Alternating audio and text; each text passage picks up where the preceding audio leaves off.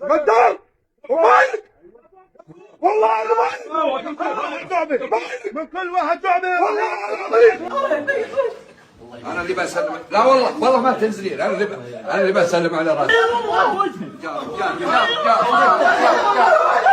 अस्सलाम वालेकुम दोस्तों आज के इस वीडियो में सऊदी अरब के दो खानदानों की अलग अलग लेकिन एक जैसी कहानी आपको बताने वाला हूं, जिसे लेकर इस वक्त पूरे सऊदी अरब के अंदर बहस छिड़ी हुई है। और इन दोनों घटनाओं के बारे में जानने के बाद आप भी कमेंट करके बताना कि इन दोनों खानदानों में से किसने सही फैसला लिया और किसने गलत। तो देखिए, जैसा कि आप जानते हैं कि सऊदी अरब के अंदर अगर कोई किसी का कत्ल कर देता है तो हुकूमत उसे भी मौत की सजा सुना देती है। फिर ये फैसला मकतूल के घर वालों पर छोड़ दिया जाता है कि वो कातिल को माफ करेंगे, दियत का पैसा लेंगे या फिर उसकी मौत की सजा को बरकरार रखेंगे, जिसकी कई सारी वीडियोस और खबरें आपने देखी होंगी, जिसमें बहुत से लोग दियत की रकम लेकर कातिल को माफ कर देते हैं, यानी पैसे लेकर कातिल को माफ कर देते हैं। और बहुत से लोग बगैर कोई दियत की रकम लिए, बगैर कोई ब्लड मनी लिए कातिल को सिर्फ अल्लाह की रजा के लिए माफ कर देते हैं। और बहुत से अरबी लोग कातिल की मौत की सजा को बरकरार रखते हैं। तो पिछले दिनों इसी तरह के दो वाकये सऊदी अरब के अंदर हुए हैं, जिनकी वीडियोस सोशल मीडिया पर देखी जा रही हैं,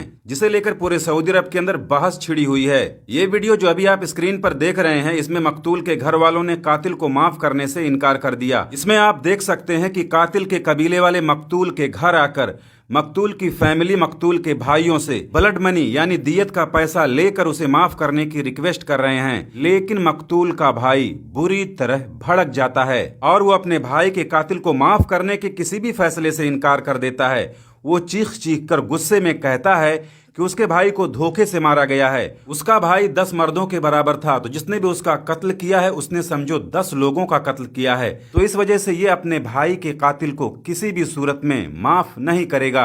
और अभी ये दूसरी वीडियो भी आप लोग देख लीजिए, जिसमें एक बाप अपने बेटे के कातिल को माफ करने के लिए कातिल के घर जाकर उसके घर वालों से, उसके बाप से, उसके भाइयों से ये कहता है कि मैंने अल्लाह की रजा के लिए अपने बेटे के कातिल को यानी तुम्हारे बेटे को माफ कर दिया और ये खबर उस तक भी पहुंचा दो, यानी जेल में बंद मौत की सजा का इंतजार कर रहे कातिल को भी पहुंचा दो कि मकतूल के बाप ने अल्लाह की रजा के लिए उसे माफ कर दिया। तो अब आप सोचिए कि इस बाप का कितना बड़ा कलेजा होगा जो अपने बेटे के कातिल को उसके घर जाकर माफ करके आता है, वो भी कोई बिना ब्लड मनी लिए, बिना कोई दियत का पैसा लिए। तो इतना बड़ा सब्र तो एक मुसलमान ही कर सकता है और इतना बड़ा कलेजा एक मुसलमान का ही हो सकता है। अब आप लोग कमेंट करके बताएं कि इन दोनों घटनाओं में से किसने सही फैसला लिया और किसने गलत। मेरे हिसाब से दोनों अपनी अपनी जगह पर सही हैं। इस बाप को सब्र था इसलिए इसने सब्र कर लिया, उस भाई को सब्र नहीं था इसलिए उसने अपने भाई के कातिल को माफ नहीं किया। खैर, आप लोग भी अपनी राय कमेंट सेक्शन में जरूर देना।